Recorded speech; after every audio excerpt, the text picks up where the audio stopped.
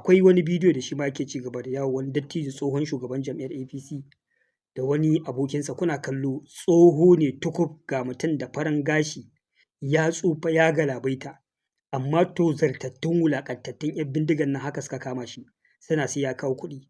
Mutumin nan yana bayani yana cewa ba yi da kuɗi, wallahi bai da lafiya, yana fama da ciwon hawan jini, kullum sai ya sha magani. Kai wata tsohuwar mota kawai gare shi, wannan motar sai ya yi wata da watanni ba ma ya hawanta, bai ma sani ba tana aiki ko ba ta aiki, amma idan tana aiki a taimaka a je a ɗauki wannan mota a je a sayar a zo a ceci rayuwar shi. Wannan shi ne abin da wannan dattijo yake faɗi. Waɗannan tozartattun mutane marasa imani, wanda Allah ya ɗebe albarka a cikin rayuwarsu, ku kama tsoho kamar wannan laifin me muku, bai muku laifin fari ba, bai muku laifin Najeriya, sai dai mu ce inna lillahi wa inna ilaihi raji'un.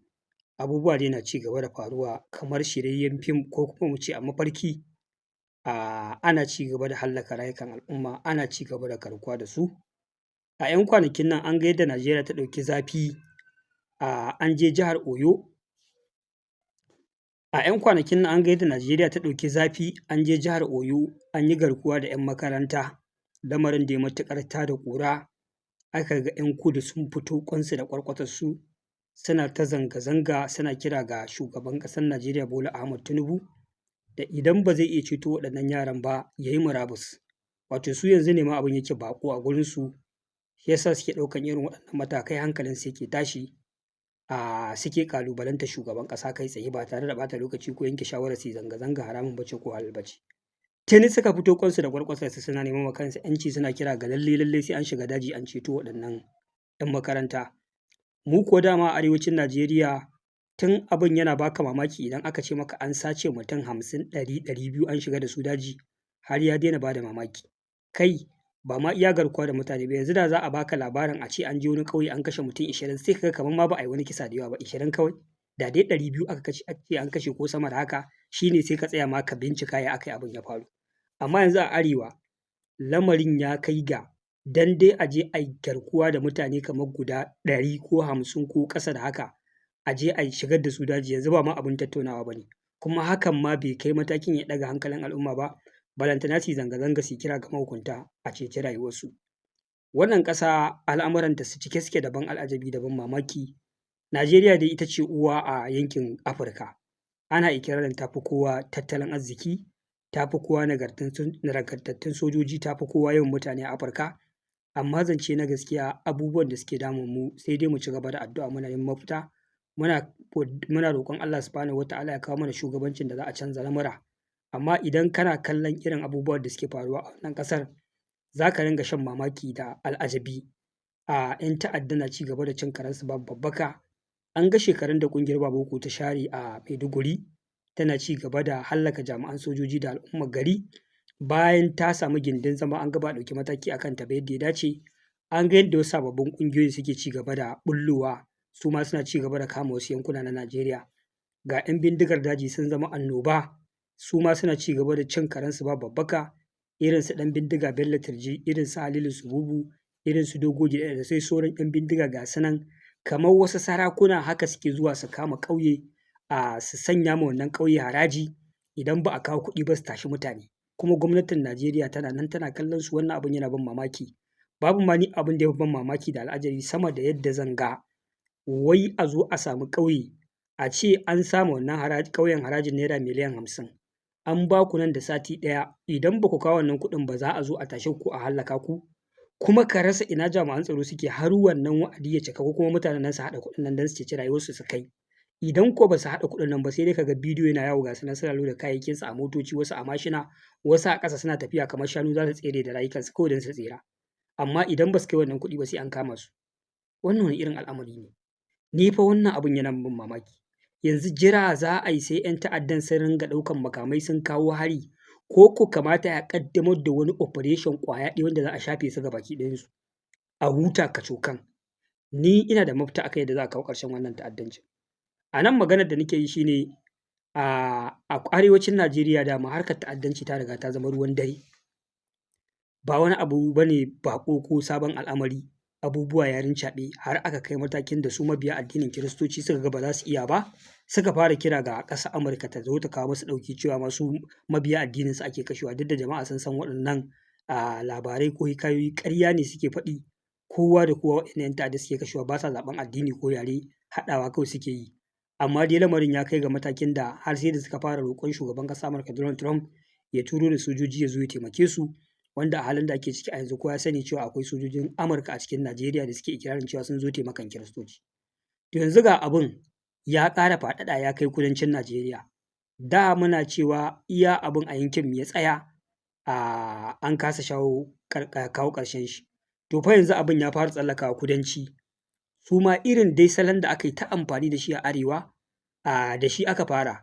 Garkuwa da 'yan makaranta, a ɗibi 'yan makaranta a shiga daji da su, a nemi kuɗin fansa a gurin gwamnati sai ta ba da wannan kuɗi za a saki waɗannan al'umma.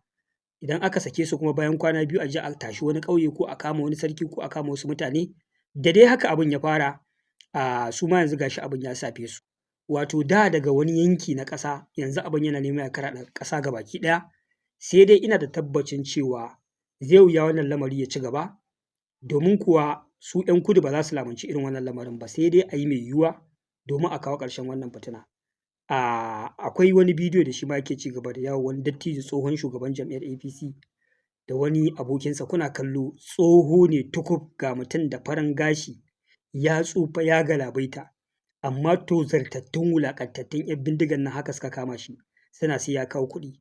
Mutumin nan yana bayani yana cewa ba yi da kuɗi, wallahi bai da lafiya, yana fama da ciwon hawan jini, kullum sai ya sha magani.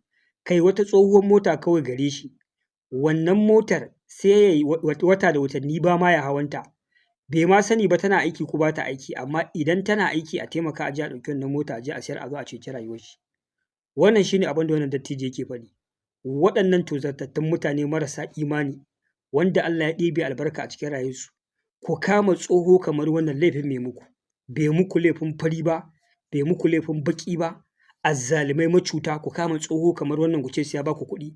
Masu garkuwa da mutanen fa da attajirai suke kamawa, amma ku yanzu saboda ku dabbobi ne, ba ku karatu ba ku da ilimi, jakuna ne ku, kowa ma kama kuke yi, da wanda ya cancanta da wanda bai cancanta ba. Yanzu ko yaƙi ake ka zo ka ga wannan tsohon, yaushe za ka tsaya kana tashi?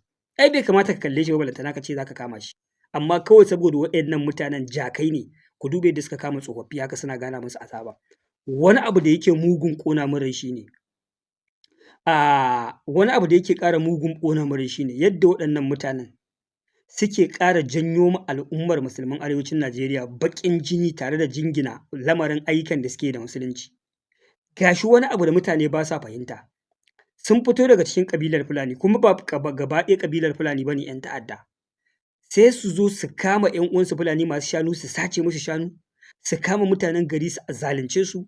Mutanen gari kawai a ƙarshe ransu ya ɓaci, su fusata, su ji ma ai gaba ɗaya duk wani Bafulatani a faɗin Najeriya ba sa ƙaunar shi, saboda baƙin aiki irin na waɗannan marasa mutuncin.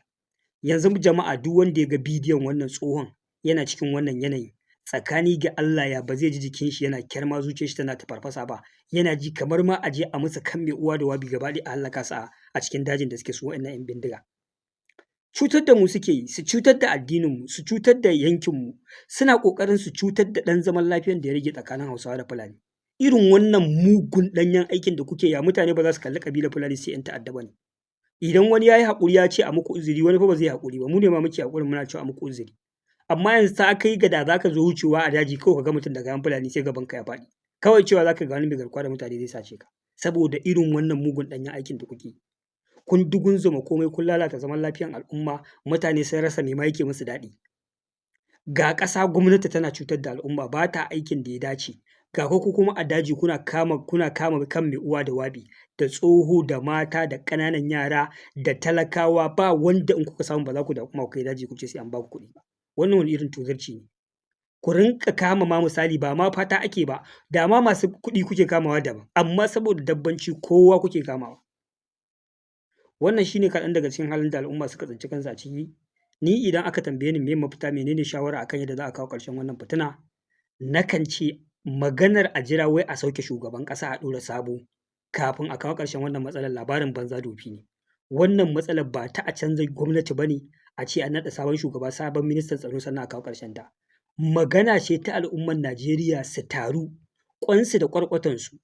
Da ina cewa iya arewaci, to yanzu rankatakaf gwamnoni, sanatoci, 'yan majalisu, sarakunan Najeriya masu faɗa a ji manya-manya ko a zauna a yi magana da murya ɗaya, a tantance wai wannan matsalar ya za a kawo ƙarshenta a faɗin Najeriya gaba ɗaya. Na ce ni yaƙi ya kamata a yi. Da ina da sassaucin ra'ayi akan abu wasu hanyoyi, amma yanzu na gano yaƙi ya kamata a yi. Mutumin da zuciyarsa ta kai wannan matakin ya kama tsoho ya ce a kawo mai kuɗi kawai yake buƙata, ya shaye-shaye ya fasikanci da matan mutane, kashe shi ya kamata a yi.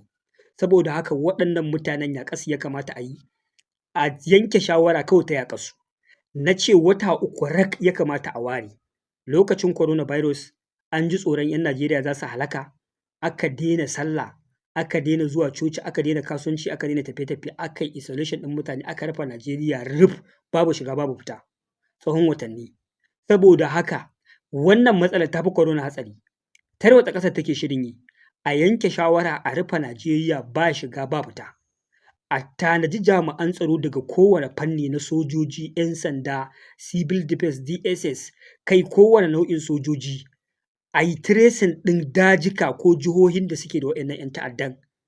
A ƙaddamar da yaƙi na bai ɗaya, kai idan sojojin ma da 'yan sandan da jami'an tsaron sun yi kaɗan, a nemi volunteers. Na san wanda zuciyarsu take wuya yanzu aka ce ana neman mutum 500,000 da za su sadaukar da rayukansu a shiga daji, duk wata ƙungiya ta 'yan ta'adda kowace iri, ba wai ta 'yan fulanin daji ba, ka baki ɗaya su Ansara su Lakurawan baki ɗayansu, a ce an fito all out war, sai an ga bayansu baki ɗaya za a dawo. Idan aka ce ana neman mutum 500,000, na rantse da Allah sai an samu matasa miliyan 1.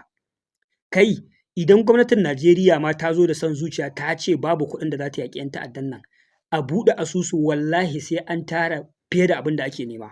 A tanaji dukkan nau'ikan makaman da ake nema, a nemi haɗin kan ƙasashen ƙetare, su ma suna fama da irin waɗannan matsalolin. A sa su datse bodojinsu, babu shiga babu fita, a farma waɗannan 'yan ta'addan, a shiga daji.